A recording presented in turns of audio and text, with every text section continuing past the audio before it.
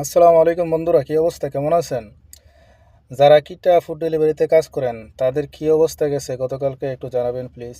আর আমার অবস্থা খুবই কালকে খারাপ গেছে।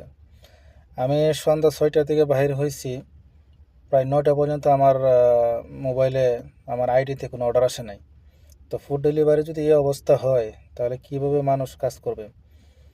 আসলে বলতে পারি না, আরও অন্য অন্য যারা ছিল আইডি তাদেরও এই অবস্থা, কিন্তু আমি ভাবছি যে আমারটা কি শুধু এরকম নেই। তারপর আরও কয়েকজনকে জিজ্ঞাসা করলাম, বলতেছে না আমাদেরকেও এই অবস্থা, আপনার কোনো অর্ডার আসতেছে না। তা আসলে ফুড ডেলিভারি কাজটা খুব ধৈর্য সহকারে করা লাগে, অপেক্ষা করা লাগে।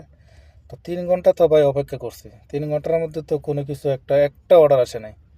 তার কীভাবে অপেক্ষা করব? তারপরে আইডি বন্ধ করে রুমে চলে গেলাম। এই অবস্থায় এখন ফুড ডেলিভারি চলছে সৌদি আরবে। তো আমি বর্তমানে রিয়াদে আছি। তো ইনশাল্লাহ হবে, সবাই দোয়া করবেন আগামীতে যেন আরও ভালো কিছু হয়। আসসালামু আলাইকুম।